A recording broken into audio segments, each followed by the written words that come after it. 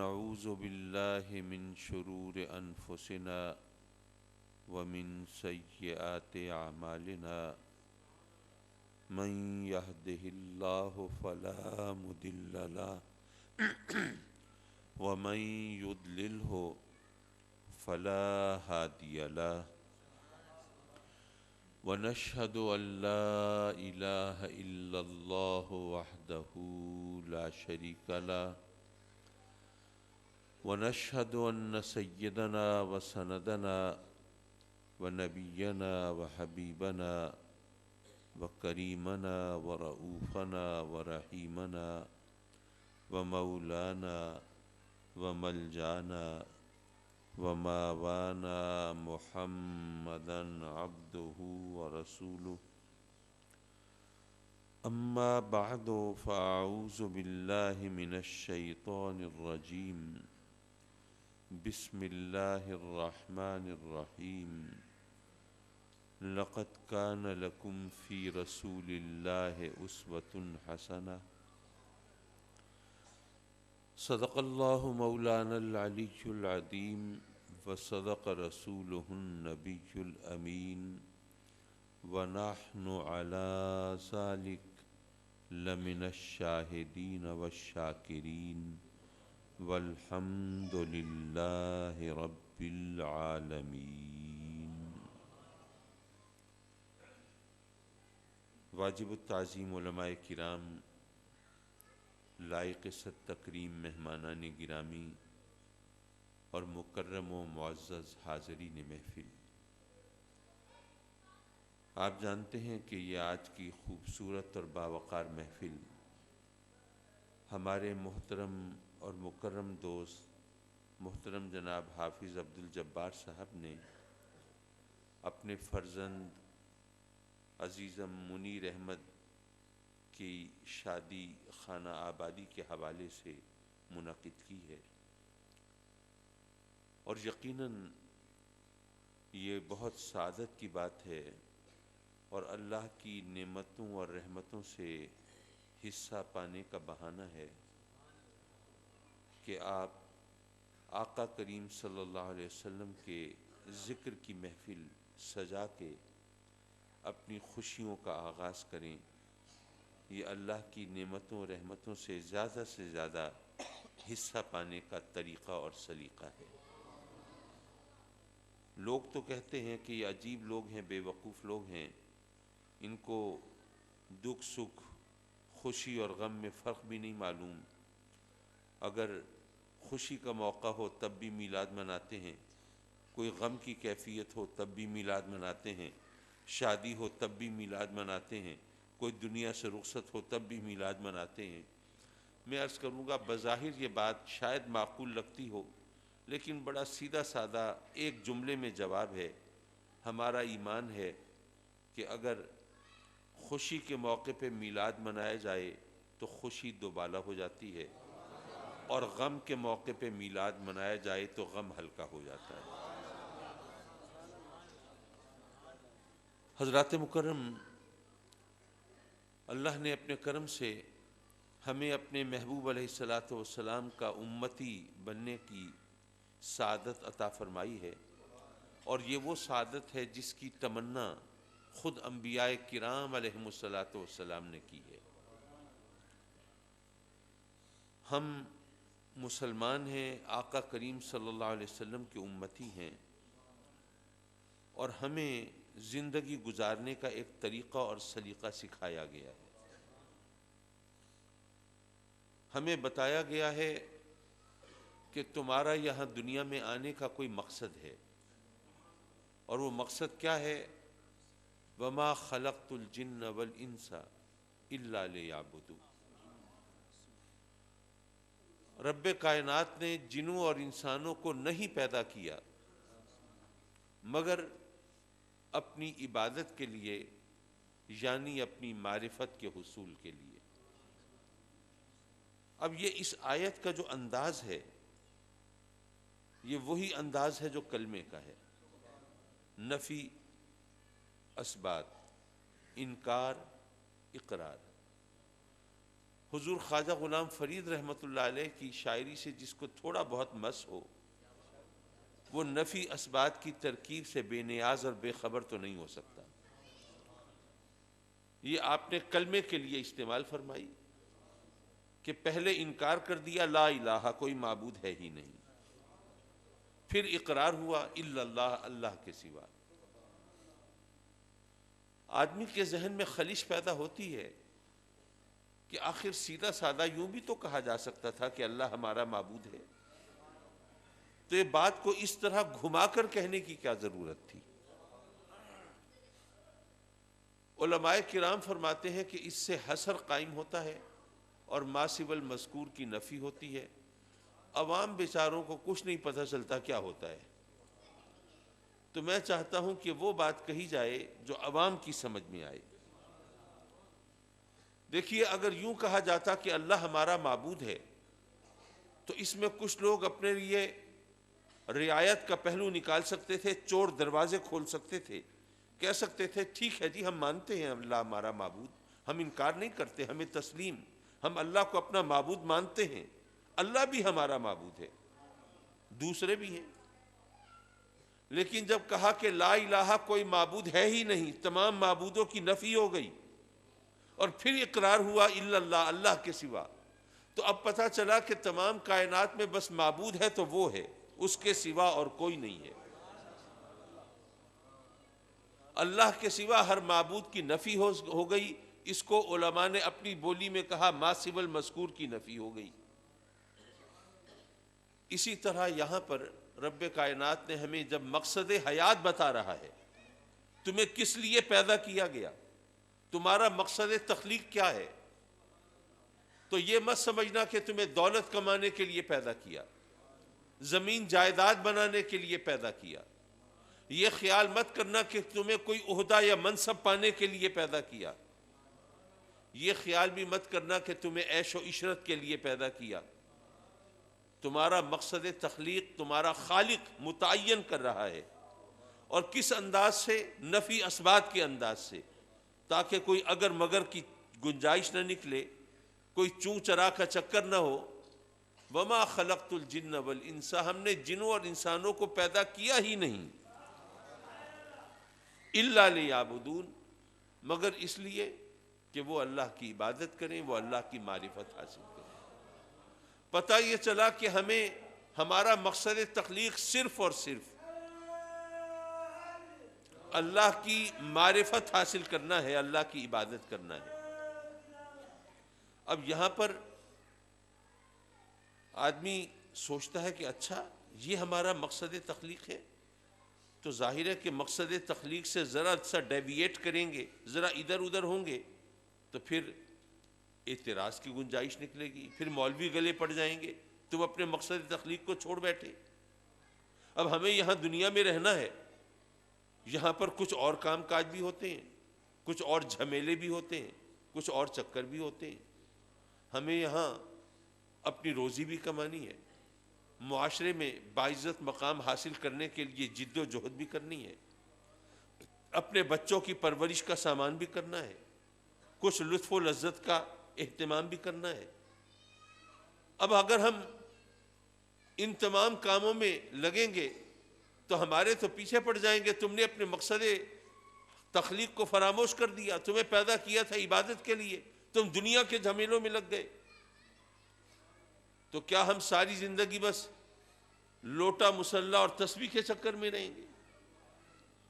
یہاں آدمی کے ذہن میں یہ خلش پیدا ہو سکتی ہے، یہ کسک پیدا ہو سکتی ہے، لیکن یہ پیدا اس ذہن میں ہوگی جو شارٹ سائٹڈ ہیں، جو کہ کم نظر اور جو کوتاہ بین لوگ ہیں نا، جن کی نگاہ آگے تک نہیں جاتی، جن کو عبادت کا مفہوم نہیں معلوم۔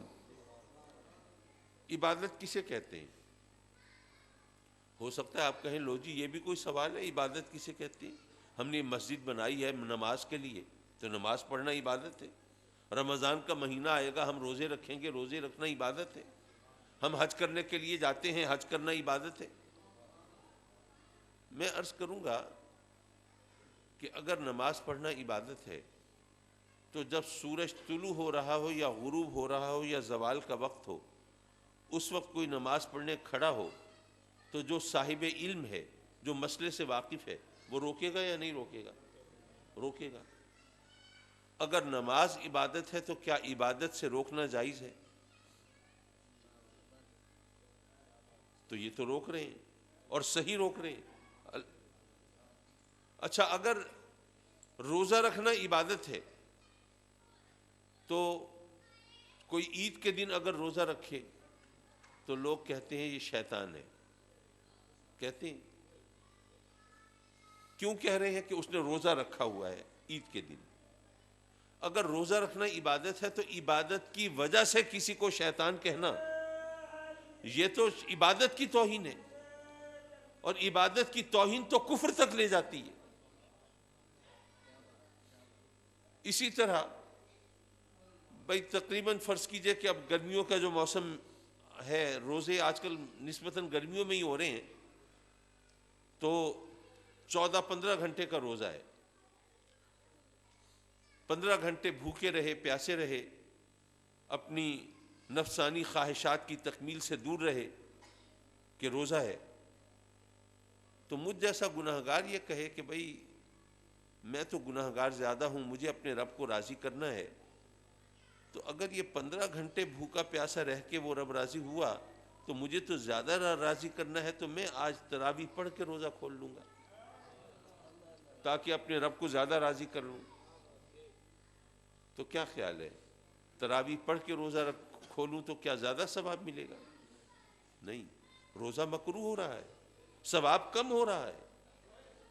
پتہ یہ چلا کہ روزہ رکھنا ثواب نہیں، نماز پڑھنا ثواب نہیں، دراصل اللہ رسول کا حکم ماننا ثواب ہے، وہ عبادت ہے۔ عبادت اللہ رسول کے حکم ماننے کا نام ہے۔ اگر اللہ رسول کا حکم ہو کہ نماز پڑھو تو نماز پڑھنا عبادت ہے، اور اگر ان کا فرمان ہو کہ نماز نہ پڑھو تو نماز نہ پڑھنا عبادت ہے۔ اچھا، کچھ بچے سوچ رہے ہوں گے کہ صحیح یہ مسئلہ تو ہمیں کسی نے بتایا ہی نہیں، یہ تو ہمیں ضرور بتائیے، یہ عبادت تو ہم ساری زندگی کرنے کے لیے تیار ہیں، نماز نہ پڑھنا بھی عبادت ہے، ماشاءاللہ، ذرا فرمائیے، ارشاد فرمائیے۔ میں عرض کروں گا کہ دیکھیے، ویسے تو میں بڑی سادہ اور آسان بات حج کے حوالے سے کر سکتا ہوں کہ جب آپ میدان عرفات میں جاتے ہیں، لاکھوں روپے خرچ کر کے، ہزاروں میل کا سفر کر کے عبادت کے لیے جا رہے ہیں نا، حج کرنے جا رہے ہیں، یہاں پر اگر مغرب کی اذان ہو تو باقی نمازوں میں تو پھر بھی کچھ تھوڑی تاخیر سے نماز پڑھ لیتے ہیں، لیکن مغرب کے بعد تو فوراً بھاگتے ہیں نماز پڑھنے کے لیے۔ عرفات میں پہنچے، حج تو دراصل وقوف عرفہ کا نام ہے۔ عرفات میں 9 ذی الحجہ کو قیام کرنا، یہ دراصل حج کا رکن اعظم ہے۔ آپ نے قیام کر لیا، اب ادھر سے مغرب کی اذان ہو گئی، یہاں پہ آپ ہوں تو فوراً نماز پڑھنے بھاگتے ہیں، وہاں پہ کسی کو نماز کی فکر ہی نہیں۔ چلو بھائی، چلو سفر کرو بھائی، بسوں میں سوار ہو جاؤ، کسی نے پیدل جانا ہے پیدل چل پڑے۔ بھائی مینا میں پہنچنا ہے لیکن نماز تو فرض ہے نا، اور فرض عین ہے، تو نماز تو پڑھ لو۔ وہاں اپنے گھر میں تو نماز پڑھتے تھے، یہاں لاکھوں روپے خرچ کر کے ہزاروں میلز کا فاصلہ طے کر کے آئے ہو، یہاں نہیں پڑھ رہے، یہ کیا مذاق ہے؟ کہ نہیں، آج یہاں پہ نماز نہیں پڑھنی، مزدلفہ جا کے پڑھنی ہے۔ مزدلفہ جاتے جاتے تو سورج غروب ہو چکا ہوگا، تہجد کا وقت بھی بعض اوقات گزرنے لگتا ہے، تو ایسے میں تو خدا کو خوف کرو، نماز تو پڑھ لو۔ نہیں جی، آج یہاں پہ نماز نہیں پڑھنی، مزدلفہ میں پڑھیں گے، وہاں جب بھی پہنچیں گے وہیں پڑھیں گے۔ کیوں؟ اس لیے کہ آقا کریم صلی اللہ علیہ وسلم نے یہ حج کے دن نماز مغرب عرفات میں نہیں بلکہ مزدلفہ پہنچ کے ادا فرمائی تھی۔ نماز عبادت نہیں ہے، اللہ رسول کا حکم ماننا عبادت ہے، سرکار کی اداؤں پر عمل کرنا عبادت ہے۔ ویسے تو اللہ کرے ہم سب نماز کے عادی ہوں اور ہمیں توفیق ہو باجماعت نماز ادا کرنے کی، تو فرض کیجئے کہ ایک شخص جو کہ باجماعت نماز ادا کرتا ہے، فجر کا وقت ہوا، اتفاق سے اس دن اس کی آنکھ نہیں کھلی، دیر سے کھلی، آنکھ کھلی، دیکھا اوہو سورج نکلنے والا ہے، نماز قضا ہو رہی ہے، اس نے بھاگم بھاگ وضو کیا، نماز پڑھنے کے لیے کھڑا ہوا مصلی پر، پھر خیال آیا کہ یار وقت ایسا ہے ذرا دیکھ لوں کہیں سورج نکلنے تو نہیں لگا، پیچھے مڑ کے مشرق کی طرف دیکھا تو اس مشرق میں اس نے دیکھا سورج کا کنارہ چمک گیا ہے. کیا اب وہ نماز پڑھے گا؟ نہیں، بیٹھ جائے گا 15-20 منٹ، آدھا گھنٹہ ٹھہرے گا، جب سورج چڑھ آئے گا، نکل آئے گا، پھر نماز پڑھے گا. میں مانتا ہوں کہ اتنی تاخیر کرنا کہ جس سے نماز قضا ہو جائے یہ جائز نہیں، یہ درست نہیں، یہ گناہ ہے. لیکن بہرحال بندہ بشر ہے، بتقاضۂ بشریت وہ خطا ہو گئی اور اس سے یہ تاخیر ہو گئی. لیکن اب جو آدھا گھنٹہ وہ بیٹھا رہا، جو نماز نہیں پڑھی، انتظار کیا، تو اپنی مرضی سے نہیں بیٹھا، اللہ رسول کے حکم سے بیٹھا ہے. تو اتنی دیر نماز نہ پڑھنا، انتظار کرنا، یہ بھی عبادت ہے.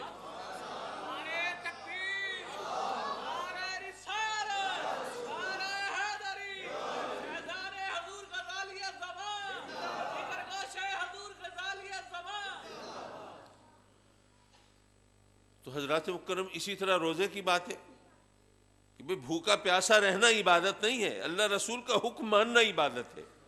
تو اب جب اس کا حکم آ گیا کہ آج کا دن میری میزبانی کا دن ہے، آج کھاؤ پیو، تو اس دن اگر کوئی اس کی میزبانی سے انکار کرے اور روزہ رکھے تو اس نے اللہ کا حکم ماننے سے انکار کیا. تو اللہ کا حکم ماننے سے انکار کرنے والا پھر شیطان ہی کہلائے گا نا، اسی لیے اس کو شیطان کہتے ہیں. تو جب ہم یہ مفہوم سمجھ لیں کہ دراصل عبادت کیا ہے، اللہ رسول کا حکم ماننا عبادت ہے، تو اب عبادت کا کینوس بہت وسیع ہو جاتا ہے، اس کا مفہوم بہت وسیع ہو جاتا ہے. پھر ہمیں اللہ رسول کا حکم ماننا ہے. اب ہمیں پیٹ تو پالنا ہے، روزی تو کمانی ہے، لیکن پیٹ پالنے کے لیے اگر ہم رزق حلال کماتے ہیں، اللہ رسول کے حکم کے مطابق روزی کماتے ہیں، تو پھر روزی کمانا بھی عبادت ہے. ہمیں بچوں کا پیٹ تو پالنا ہے، ہمیں ان کی تعلیم و تربیت کے لیے اہتمام تو کرنا ہے، لیکن اگر ان کو ایک اچھا پکا سچا مسلمان بنانے کے لیے تگ و دو کرتے ہیں تو بچوں کا پیٹ پالنا بھی عبادت ہے. ہمیں نیند تو کرنی ہے، آرام تو کرنا ہے، اس کے بغیر تو ہم زندہ نہیں رہ سکتے. لیکن اگر ہم سوتے ہوئے بھی اللہ رسول کے احکام کو پیش نظر رکھیں اور آقا کریم کی ادا کو اپنانے کی کوشش کریں اور سنت کے مطابق لیٹیں، تو یارو ہمارا نیند کرنا بھی عبادت ہے. اور اسی طرح اب یہ شادی کی تقریب ہے. اب ویسے تو یوں کہیے کہ انسان کی ایک بیولوجیکل نیڈ ہے، ایک اس کی جسمانی تقاضوں کی تکمیل کے لیے اب یہ شادی ہو رہی ہے. لیکن جب آپ یہ سمجھیں کہ نہیں، یہ شادی بے شک انسان کے یہ جسمانی تقاضوں کی تکمیل کے لیے ہے، لیکن یہ آقا کریم کی سنت بھی تو ہے نا، آقا کریم کی تعلیمات کی تعمیل بھی تو ہے نا. میرے آقا کریم نے فرمایا کہ النکاح من سنتی فمن رغب عن سنتی فلیس منی. یہ نکاح تو میری سنت ہے، جس نے میری سنت سے اعراض کیا وہ ہم میں سے نہیں ہے. ایک جگہ فرمایا النکاح نصف الایمان، اور پھر میرے آقا کریم نے فرمایا کہ خیرکم خیرکم لأہلہ، تم میں سب سے بہتر شخص وہ ہے جو اپنے گھر والوں کے لیے کے ساتھ بہتر ہے. یہاں پر بھی ہمیں اپنے رویوں کو اپنانا چاہیے، اور میرا خیال ہے کہ جو دولہا بننے جا رہا ہے اس کو بھی سمجھانا چاہیے کہ یہ مت سمجھنا کہ اب تم دولہا بن گئے ہو، ایک بچی تمہارے زیر نگیں آ گئی ہے تو اس پہ روب جاڑنا، وہ ڈانٹ ڈپٹ کرنا اور اس کو جناب دبا کے رکھنا، یہ جناب مردانہ وہ قوت ہے اور یہ تمہارے لیے عزت و وقار کا باعث ہے. نہیں، ساری دنیا تمہاری تعریف کرے لیکن گھر والے تم سے خوف زدہ ہوں، ڈریں، اور تم گھر میں آؤ تو ان کے اوپر دہشت طاری ہو جائے، تو یہ تمہارے لیے کوئی قابل تعریف بات نہیں ہے. تم میں سے بہتر وہ ہے جو گھر والوں کے ساتھ بہتر ہے. میرے آقا کریم صلی اللہ علیہ وسلم نے ہمیں زندگی گزارنے کا سلیقہ اور طریقہ سکھایا ہے. بھئی زندگی کافر بھی گزار لیتے ہیں، زندگی مومن بھی گزار لیتے ہیں، زندگی جانور بھی گزار لیتے ہیں. آپ نے کبھی سوچا کہ ہم انسان ہیں، رب کائنات نے ہمیں عقل دی ہے، عقل کیا زندگی کے لیے ضروری تھی؟ عقل زندگی کے لیے اگر ضروری ہوتی تو پھر جانور تو زندہ نہ ہوتے، پھر پاگل تو زندہ نہ ہوتے، لیکن وہ زندہ ہیں. پتہ چلا کہ عقل زندگی کے لیے ضروری نہیں ہے. تو پھر اللہ نے ہمیں عقل کیوں دی؟ عقل ملنے سے تو ہمارے لیے مسائل پیدا ہو گئے. بھئی دیکھیے، ایک جانور ہے، بھوک اس کو بھی لگتی ہے، بھوک ہمیں بھی لگتی ہے، پیاس اس کو بھی لگتی ہے، پیاس ہمیں بھی لگتی ہے. یہ جنسی تقاضے جانور کے بھی ہیں، ہمارے بھی ہیں، لیکن ہمارے لیے پابندیاں ہیں. یہ حلال ہے، یہ حرام ہے، یہ جائز ہے، یہ ناجائز ہے، یہ مکروہ ہے، یہ مباح ہے، یہ مفید ہے، یہ مضر ہے، یہ صحیح ہے، یہ غلط ہے. یہ تمام پابندیاں ہمارے لیے ہیں نا، انسانوں کے لیے، جانوروں کے لیے تو نہیں ہیں. پتہ یہ چلا کہ عقل زندگی کے لیے ضروری نہیں ہے، لیکن انسانوں جیسی زندگی کے لیے ضروری ہے۔ انسانوں جیسی زندگی کیا مطلب؟ مطلب یہ کہ کچھ پابندیاں ہیں، جانوروں پر کوئی پابندی نہیں، ان کو بھوک لگتی ہے جو چاہے کھا لیں، جس طرح چاہے کھا لیں، کوئی پابندی نہیں۔ لیکن انسان کے لیے پابندی ہے، پیاس اس کو بھی لگے گی جانور کو، لیکن وہ چاہے تو جوہر میں کہیں نالی میں منہ ڈال کے پیاس بجھا لے۔ انسان کے لیے پابندی ہے، کیسے پینا ہے، کس طرح پینا ہے، کیا پینا ہے۔ جنسی تقاضے جانور کو بھی پورے کرنے ہیں، انسان کو بھی پورے کرنے ہیں۔ جانور پر کوئی پابندی نہیں، وہ اپنے جسم کی بھوک جہاں چاہے مٹا لے۔ انسان پر پابندی ہے، یہ بہن ہے، یہ بیٹی ہے، یہ ماں ہے، یہ خالہ ہے، یہ پھوپھی ہے۔ نکاح کی پابندی ہے، پھر نکاح کے لیے گواہوں کی پابندی ہے۔ ان تمام پابندیوں میں رہ کے زندگی گزارے تو انسانوں جیسی زندگی، اور پابندیوں کو توڑ دیں اور چھوڑ دیں تو جانوروں جیسی زندگی۔ جب ہم یہ سمجھ گئے کہ جانور اور انسان کی زندگی میں اصل فرق تو پابندی کا ہے، تو پابندی لگانے کا اختیار کس کو ہے؟ اب یہ قوانین کہیں پہ پارلیمنٹ بناتی ہے، کہیں اشرافیہ ایلیٹس آف سوسائٹی وہ بناتے ہیں، لیکن ہم مسلمان ہیں، ہمیں معلوم ہے کہ ہمارا جو رب ہے وہ ہماری ضرورتوں اور حاجتوں کو ہم سب سے بہتر جانتا ہے۔ تو اللہ تبارک و تعالیٰ کے بنائے ہوئے قانون اور لگائی ہوئی پابندیوں پر عمل کر کے اگر ہم زندگی گزاریں گے تو یہ ہوگی انسانوں جیسی زندگی۔ یعنی ہمیں عقل کیوں ملی؟ کہ ہم انسانوں جیسی زندگی گزاریں۔ انسانوں جیسی زندگی کب گزرے گی؟ جب ہم کچھ پابندیوں کو آبزرو کریں، اور پابندیاں لگانے کا حق کس کو ہے؟ وہ ہمارے رب کو ہے۔ پتہ یہ چلا کہ عقل ہمیں اس لیے ملی تھی کہ ہم اللہ کے احکام کی پابندی کریں۔ عقل کا مقصد یہ تھا کہ ہم اس اللہ کے احکام کی پابندی کریں، اور یہی بات رب کائنات نے قرآن مجید میں بلیک اینڈ وائٹ میں فرمائی نا، وَمَا خَلَقْتُ الْجِنَّ وَالْإِنسَ إِلَّا لِيَعْبُدُونَ۔ کیونکہ عبادت کیا ہے؟ وہ تو اللہ رسول کے حکم کے ماننے کا نام ہے نا۔ تو اللہ اور رسول کے فرمان کو مانو گے، حکم کو مانو گے، ان کے مطابق زندگی گزارو گے تو انسانوں جیسی زندگی ہوگی۔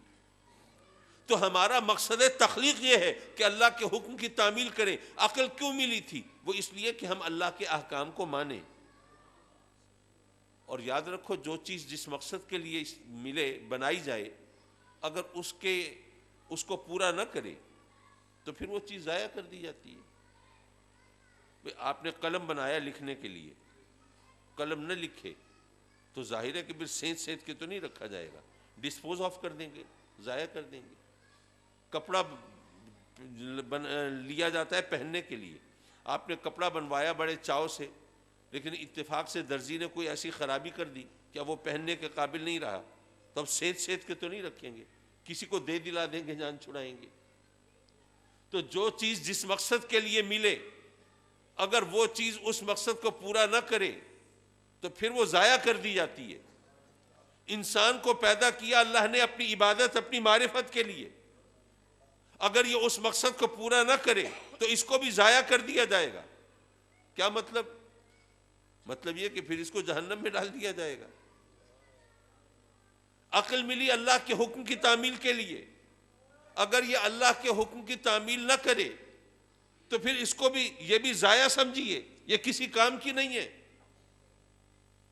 حضرات مکرم، جب ہم اس نتیجے پر پہنچ جاتے ہیں کہ اللہ نے اصل میں عقل ہمیں دی تھی اپنے احکام کی تعمیل کے لیے، تو یاد رکھو جو چیز جس مقصد کے لیے بنی ہے اگر اس مقصد کے لیے استعمال نہ کی جائے تو مقصد بھی حاصل نہیں ہوتا، چیز بھی خراب ہو جاتی ہے۔ آپ نے چھری بنائی کاٹنے کے لیے، کیا کاٹنے کے لیے؟ پھل، فروٹ، ترکاری، سبزیاں، گوشت، یہ چیزیں کاٹنے کے لیے۔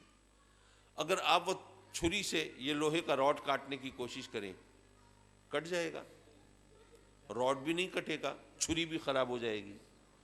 اللہ نے عقل دی تھی اپنے احکام کی تعمیل کے لیے، تنقید کے لیے نہیں دی تھی۔ اگر ہم تعمیل کی بجائے تنقید کریں گے تو مقصد بھی حل نہیں ہوگا، عقل بھی خراب ہو جائے گی۔ اور کتنی خراب عقل والے پھرتے ہیں، اللہ نے یہ کیوں نہیں کیا اور یہ کیوں کیا، جیسے اللہ بھی آپ سے پوچھ کے کرتا، مشورہ لے کے کرتا آپ سے۔ خراب عقل والے پھرتے ہیں نہ، پوچھتے ہیں کہ جناب یہ بتائیے کہ اللہ کیا اتنا بڑا پہاڑ بنا سکتا ہے جسے خود بھی نہ اٹھا سکے؟ علماء جانتے ہیں علم کلام کی کتابوں میں یہ تمام مباحث لکھے ہوئے ہیں۔ اچھا، کیا اللہ دوسرا اللہ بنانے پر قادر ہے؟ اب یہاں پہ یہ سوال علم کلام میں بہت مشکل سمجھے جاتے ہیں۔ وہ کیوں؟ وہ اس لیے کہ اس کا جو بھی جواب دو اللہ کی نفی آئے لازم آئے گی، کیونکہ اگر کہو کہ اللہ پہاڑ اتنا بڑا بنا نہیں سکتا تو بنا نہیں سکتا تو مجبور ہوا، جو مجبور ہو وہ خدا تو نہیں ہو سکتا، اور اگر کہو بنا سکتا ہے تو پھر اٹھا نہیں سکتا تو مجبور ہوا، اور جو مجبور ہو وہ خدا ہو نہیں سکتا۔ اور اگر کہو کہ اللہ اپنے جیسا خدا بنا سکتا ہے تو اس کا مطلب ہوا کہ شریک الہی ممکن ہوا، تو اللہ کا شریک ممکن ہو یہ تو ہمارے عقیدے ایمان کے خلاف ہے، یہاں تو اسلام کی بنیاد ڈھہ جاتی ہے۔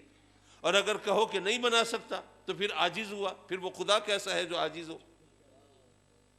یہ اس قسم کے سوالات کیے جاتے ہیں یہ صرف چکر دینے کے لیے، حالانکہ میں اس کو بڑے سیدھے سادے انداز سے بیان کرتا ہوں۔ معاف کیجئے، پتہ نہیں یہ اس ماحول میں اتنی مشکل باتیں میں کیوں کر رہا ہوں، لیکن چلیے ذرا آسانی کی طرف بھی چلیں گے، یہ ذرا بات ہے اس کو سمجھاتا چلوں۔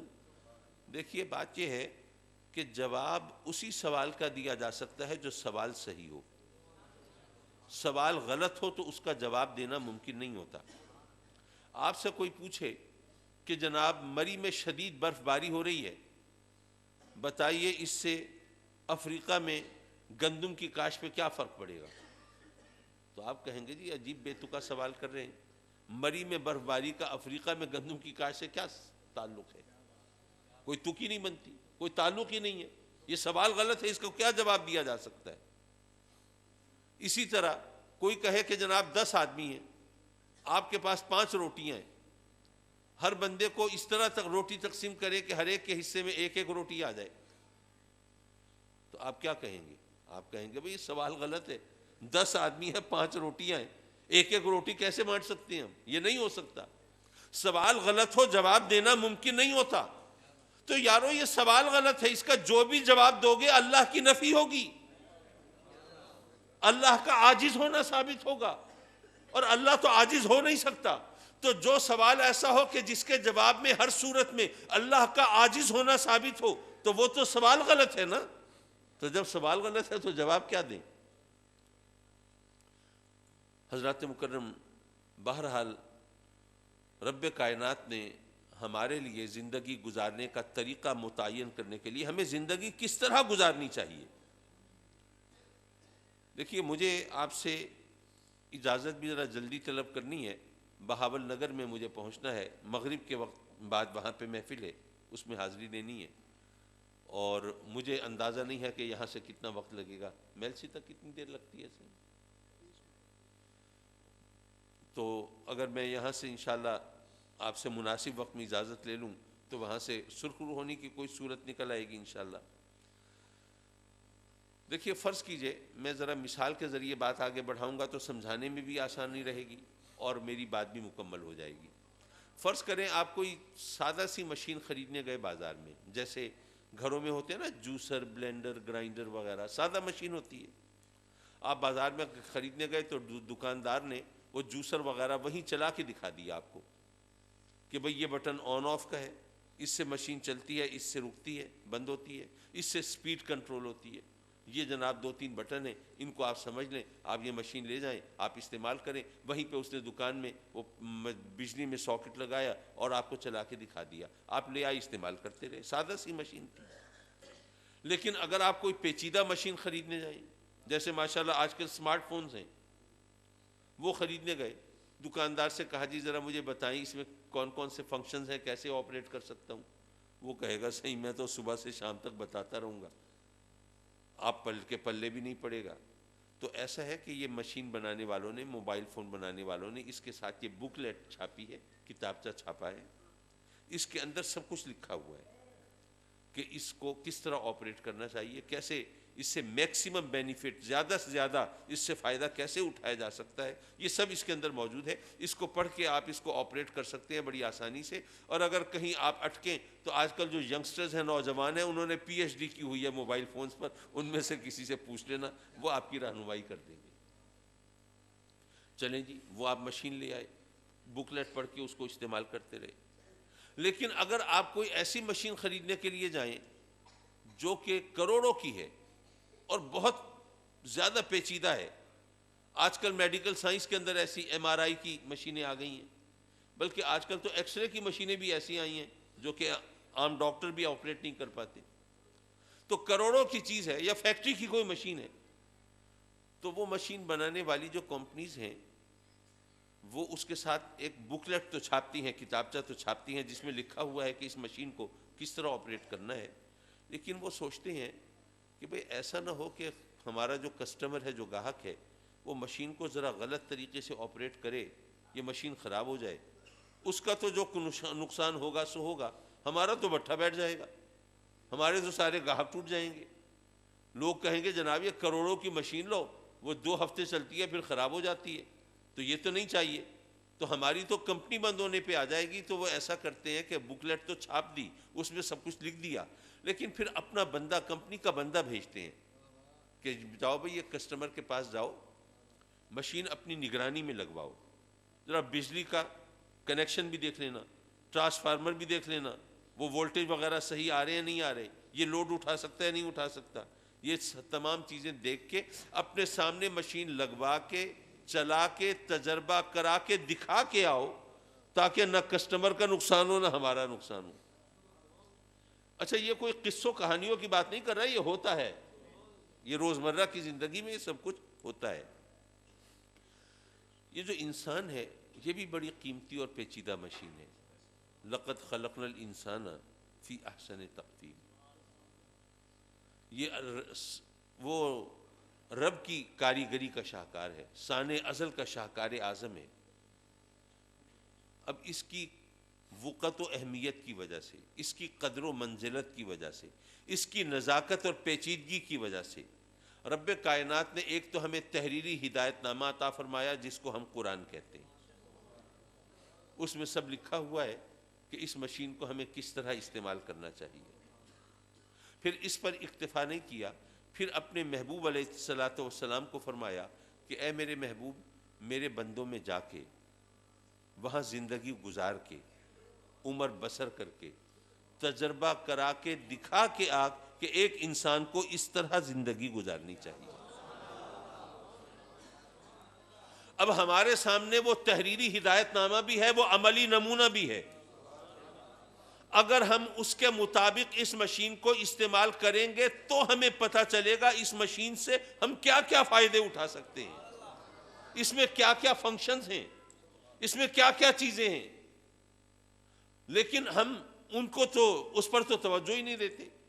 اگر اس طریقے سے اس مشین کو استعمال کریں گے تو ہمیں پتہ چلے گا کہ پھر جانور بھی ہمارے اشاروں پہ چل سکتے ہیں، پھر موسم بھی ہماری مرضی کے تابع ہو سکتے ہیں، پھر یہ کائنات میں جو واقعات ہیں وہ بھی ہماری مرضی سے روح پذیر ہو سکتے ہیں. یہ تمام کائنات، اس کے اندر ہماری مرضی کا کچھ عمل دخل ہو سکتا ہے، بشرطے کہ ہم اس مشین کو اس طرح استعمال کرنا سیکھ لیں جس طرح ہمیں سکھایا گیا ہے، جس طرح عملی نمونہ بھی ہے، جس طرح تحریری ہدایت نامہ بھی ہے. لیکن اگر اس طرح استعمال نہیں کریں گے پھر کیا ہوگا؟ دیکھیں، فرض کریں آپ نے گاڑی خریدی، پہلی بار گاڑی خریدی تو آپ کو زیادہ تجربہ تھا نہیں، آپ خوشی خوشی پہنچے پیٹرول سٹیشن پہ تیل ڈلوا لیں. اب پہلا تجربہ تھا تو آپ نے غور نہیں کیا کہ پیٹرول سٹیشن کے پمپ پر آپ پیٹرول والے پمپ پہ کھڑی کر رہے ہیں گاڑی یا ڈیزل والے پمپ پہ کھڑی کر رہے ہیں، آپ نے غور نہیں کیا. اتفاق سے وہاں جو بندہ تھا تیل ڈالنے والا، اس کا بھی پہلا دن تھا، اس کو بھی تجربہ نہیں تھا، اس نے بھی نہیں دیکھا کہ پیٹرول والی گاڑی ڈیزل کے پمپ کے سامنے کھڑی ہے. اس نے آؤ دیکھا نہ تھا اور ڈیزل بھر دیا گاڑی میں. اب گاڑی کا بیڑا غرق ہو جائے گا، انجن بیٹھ جائے گا. تو پتہ یہ چلا کہ کوئی مشین ہو تو اس کے بارے میں ہمیں یہ معلومات ہونی چاہیے، ہمیں جاننا چاہیے کہ اس میں پیٹرول ڈالنا ہے یا ڈیزل ڈالنا ہے، یہ بجلی سے چلے گی یا بیٹری سے چلے گی۔ اگر بیٹری سے چلنے والی مشین اگر آپ نے بجلی سے چلانے کی کوشش کی، وہ جل جائے گی، ختم ہو جائے گی۔ اسی طرح وہ مائکرو ویو اوون، وہ تو آج کل گھر گھر کی کہانی ہے۔ تو آپ کو معلوم ہونا چاہیے کہ مائکرو ویو اوون میں اگر آپ نے کوئی میٹیلک چیز رکھ دی، کوئی دھات کی بنی ہوئی کوئی چیز رکھ دی اور آپ نے اس کو چلا دیا، تو اس کے سارے سرکٹ بھگ سے اڑ جائیں گے، وہ ختم ہو جائے گا، سکریپ بن جائے گا۔ تو اس لیے کوئی بھی مشین ہو تو ہمیں معلوم ہونا چاہیے اس میں کیا ڈالنا ہے اور کیا نہیں ڈالنا۔ تو یہ اس نازک مشین، یہ جو انسان کی جو مشین ہے، اس کے بارے میں بھی ہمیں بتایا گیا کہ اس میں پانی تو ڈالنا ہے، پیشاب نہیں ڈالنا، دودھ اور شربت تو ڈالنا ہے، شراب نہیں ڈالنی، پاک اور طیب چیزیں تو ڈالنی ہیں، حرام اور نجس چیزیں نہیں ڈالنی۔ اور اگر تم نے یہ خیال نہ کیا اور وہ چیزیں اس میں ڈالنا شروع کر دی جو نہیں ڈالنی تھی، تو مشین خراب ہو جائے گی۔ جب خراب ہو جائے گی پھر کیا ہوگا؟ پھر یہ ہوگا کہ مشین خراب ہو جائے گی تو اس مشین نے تمہیں جھکانا تھا رب کی بارگاہ میں، تمہیں یہ کبھی بتوں کے سامنے جھکائے گی، کبھی جانوروں کے سامنے جھکائے گی، کبھی آگ کے سامنے جھکائے گی، کبھی چاند سورج کے سامنے جھکائے گی، کبھی اپنے جیسے انسانوں کے سامنے جھکا دے گی۔ یہ اس مشین نے تمہیں پہنچانا تھا جنت میں، یہ تمہیں جہنم میں پہنچا دے گی۔ اس مشین نے تمہیں فخر ملائکہ بنانا تھا، یہ تمہیں ننگے انسانیت بنا دے گی، بلکہ جانوروں سے بدتر، اولئک کالانعام بل ہم اضل، ان سے بھی بدتر بنا دے گی۔ حضرات مکرم، ہمیں اس طریقے کو اپنانا ہے جو آقا کریم حضور علیہ الصلوۃ والسلام نے ہمیں تعلیم فرمایا ہے اور جس پر عمل کر کے دکھایا ہے۔ لیکن میں آخر میں ذرا، ویسے تو اپنے خیال میں نے ساری تقریر آج نصیحتوں پہ کی ہے، میں کوئی زیادہ وہ علمی نکات بگھارنے کے لیے طرف نہیں گیا، کیونکہ شادی کا موقع تھا تو ایسے موقعوں پر نصیحتیں کی جاتی ہیں زیادہ تر، اور ان نصیحتوں کو یاد رکھنا، ان پر عمل کرنا مشکل تو ہوتا ہے لیکن مفید بھی بہت ہوتا ہے۔ ہم رب کی بارگاہ میں دعائیں مانگتے ہیں، التجائیں کرتے ہیں، ظاہرہ رب سے نہیں مانگیں گے تو کس سے مانگیں گے؟ اور ہم اس سے رحمتیں مانگتے ہیں نا، مولا اپنی رحمت سے نواز دے۔ زبان سے تو رحمت کا لفظ بولتے ہیں، لیکن رحمت سے مراد کیا لیتے ہیں؟ بھئی رحمت کیا چیز ہے؟ کیا ایسی چیز ہے کسی ڈپارٹمنٹل سٹور سے 4-6 پیکٹ رحمت کے خرید لائیں؟ یا کورونا وائرس کی وجہ سے کوئی لاک ڈاؤن ہو تو ایسی صورت میں ذرا ایکسٹرا سٹور کر لیں، 10-20 کلو رحمت ذرا زیادہ رکھنی چاہیے، بھی شارٹیج ہو گئی تو کام آئے گی۔ بھئی زبان سے لفظ رحمت کا بولتے ہیں، لیکن اس سے مراد کیا ہے؟ کیا مراد لیتے ہیں ہم؟ میں اللہ والوں کی بات نہیں کرتا، وہ جانے اور ان کا اللہ جانے، میں تو اپنے جیسے ایک عام انسان کی بات کرتا ہوں کہ ہم جب رحمت مانگتے ہیں رب سے، گڑ گڑاتے ہیں، آنسو بہاتے ہیں، فریاد کرتے ہیں، جھولیاں پھیلاتے ہیں، مولا اپنی رحمت سے ہماری جھولیاں بھر دے، ہمیں اپنی رحمت سے سرفراز فرما، اپنی رحمت ہمیں عطا فرما، تو اس سے مراد کیا لیتے ہیں؟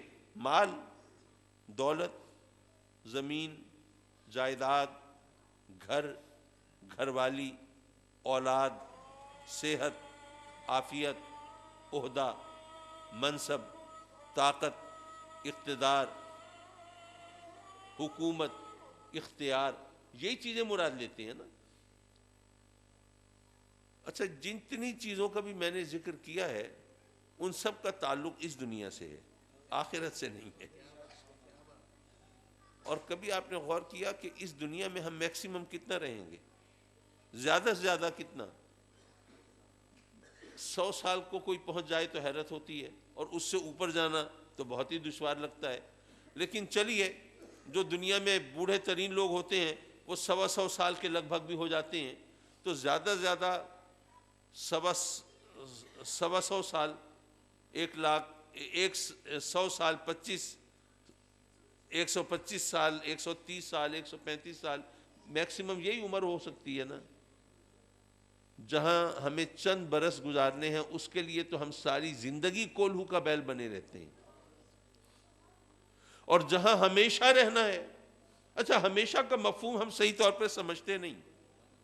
اگر ہمیشہ کا مفہوم سمجھ لیں تو ہمیں معلوم ہو کہ وہاں پر 1,00,000 2,00,000 سال کی تو کوئی اوقات ہی نہیں ہے. کروڑ 2 کروڑ ارب 2 ارب کی بھی کوئی حیثیت نہیں. ہمیشہ کے مقابلے میں کیا حیثیت ہے؟ تو جہاں ہمیشہ رہنا ہے وہاں کے لیے کیا سوچا ہے؟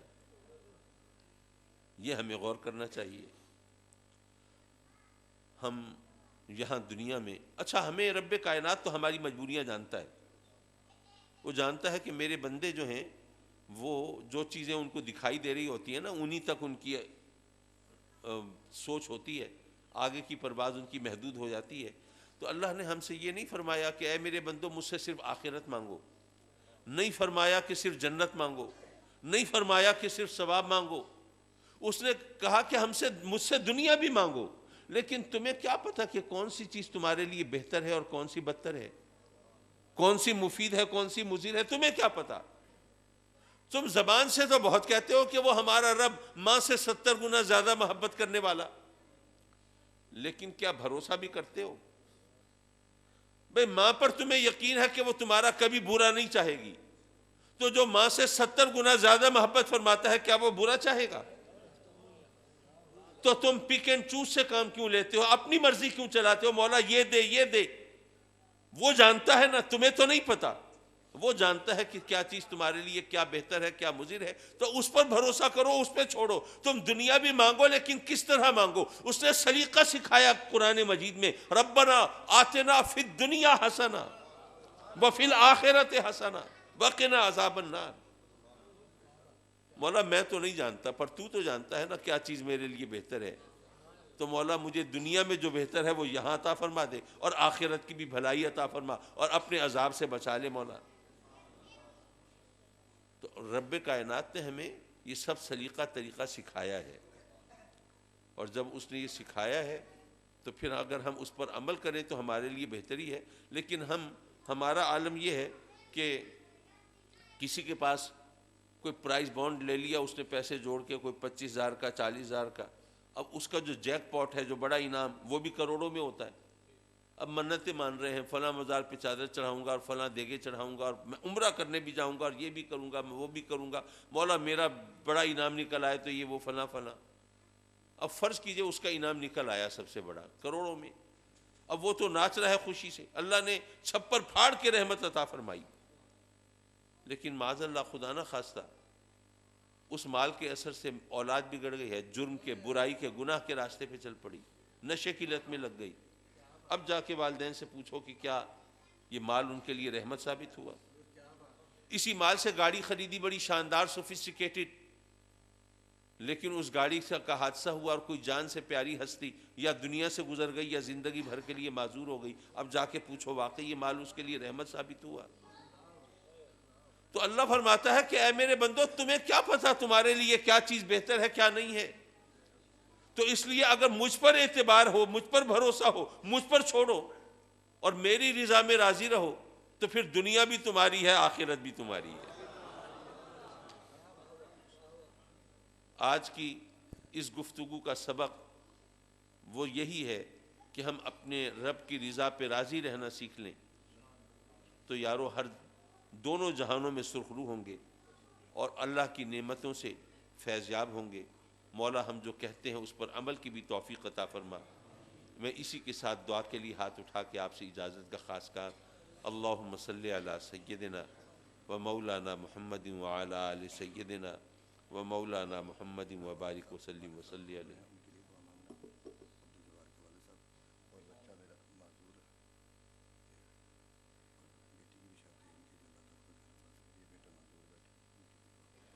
ربنا آتنا فی الدنیا حسنہ وفی الآخرۃ حسنہ وقنا عذاب النار. میرے مولا اپنے کرم سے اس نورانی اور بابرکت محفل میں حاضری کو مقبول و منصور فرما. مولا یہ عبدالجبار صاحب کے والد دنیا سے رخصت ہوئے، اپنے کرم سے ان کو اپنے جوار رحمت میں جگہ عطا فرما. ان کی قبر کو جنت کا باغ بنا، ان کی قبر کو روشن فرما، ان کی قبر کو کشادہ فرما اور ان کے درجات بلند فرما. اور مولا وہ اپنی بچی کی بھی شادی کر رہے ہیں، بچے کی بھی شادی ہے، میرے مولا یہ شادیاں صحیح معنی میں خانہ آبادی ثابت ہوں، ان کی بچی کا گھر اس کے سسرال میں، ان کی بہو کا گھر ان کی بہو کا قدم ان کے گھر میں مبارک فرما میرے مولا، مبارک فرما۔ اپنے کرم سے یہ شادیاں صحیح معنی میں خانہ آبادیاں ہوں میرے مولا، ان کو حسن معاشرت کی توفیق عطا فرما، دولہوں دلہنوں کے درمیان بہت پیار اور محبت عطا فرما، ازدواجی زندگی کی بھرپور مسرتیں عطا فرما، ان کے لیے زندگی کا نیا سفر بہت خوشگوار بنا، اور اپنے کرم سے ان کی مزید ڈھیروں خوشیاں ان کے والدین کو بزرگوں کو دیکھنا نصیب فرما، اور میرے مولا اپنے کرم سے ہر دکھ سے بچانا، ہر پریشانی سے بچانا، ہر مصیبت سے بچانا۔ میرے مولا ان کا جو بچہ معذور ہے اس کے لیے بھی زندگی آسان کر دے اور زندگی گزارنے کا کوئی بہتر بہانہ عطا فرما دے۔ میرے مولا ہم تیرے عاجز کمزور بندے ہیں، آزمائشوں کے قابل نہیں ہیں، ایسی کڑی آزمائشوں سے محفوظ فرما، اور اگر کوئی آزمائش آن پڑے تو اس میں پورا اترنے کی توفیق بخش دے۔ یہ سب تیرے بندے تیری بارگاہ میں سوالی ہیں اور جھولیاں پھیلائے تیری رحمتوں کے طلبگار ہیں، ان میں کچھ بیمار ہیں میرے مولا، کچھ دوستوں کے گھر والے بیمار ہیں، سب کو سکھی صحت دے دے، شفائے کاملہ دے دے، بیماریوں سے مستقل چھٹکارا عطا فرما دے۔ میرے مولا کچھ تیرے بندے غربت کی چکی میں پس رہے ہیں، اپنے کرم سے ان کی فصلوں کو نقصان سے بچا لے، ان کے کاروبار کو گھاٹے سے بچا لے، اپنے سوا کسی کی بھی محتاجی سے بچا لے میرے مولا۔ کچھ تیرے بندے قرضے کے بوجھ تلے دبے ہیں، ادائیگی کی کوئی صورت نظر نہیں آتی۔ مولا عجیب زمانہ آیا ہے، پہلے جنہوں نے قرضہ دینا ہوتا تھا وہی پریشان ہوتے تھے، اب تو جنہوں نے لینا ہوتا ہے وہ اور زیادہ پریشان ہوتے ہیں۔ یہ قرضہ لینے دینے والوں کی پریشانی دور فرما دے اور اپنے کرم سے ادائیگی کے لیے غیر سے کوئی بہانہ بنا دے۔ میرے مولا کچھ تیرے بندے اولاد کی نعمت سے محروم ہیں، نہ جانے کب سے جھولیاں پھیلا کے آنسو بہا کے تجھ سے اولاد کے لیے دعائیں مانگتے ہیں، التجائیں کرتے ہیں، ان کی دعاؤں کو مقبول و منظور فرما، اولاد کی نعمت عطا فرما، خوش نصیب فرزند عطا فرما، اور جن کو تو نے اولاد دی ہے مولا انہیں اولاد کے دکھ سے بچانا۔ اولاد کا دکھ بڑا بھاری دکھ ہوتا ہے، اس سے محفوظ فرما لے، ہمارے بچوں کو ہمارے خوابوں کی تعبیر بنا دے، ہمارے لیے عزت و راحت کا سامان بنا دے۔ میرے مولا آج کل ہر گھر کی کہانی ہے، جوان بچیاں گھر میں بیٹھی ہیں، اچھے رشتوں کا کال پڑ گیا ہے، اپنے کرم سے میرے مولا محض اپنے فضل سے ہمیں اس آزمائش سے بچا لے، ہمارے بچوں بچیوں کو اپنے گھروں میں آباد فرما دے، تیری رحمتوں کی چھاؤں میں پھلیں پھولیں، اور انہیں خوش دیکھ کے ہنستا بستا دیکھ کے ہم بھی تیری رحمتوں کے گن گائیں میرے مولا۔ میرے مولا اپنے سجدوں کی لذت دے دے، اپنی عبادت کا ذوق دے دے، اپنے احکام کی تعمیل کی توفیق دے دے۔ میرے مولا اس دنیا میں بھی عزت عطا فرما، آخرت کی بھی رسوائی سے محفوظ فرما۔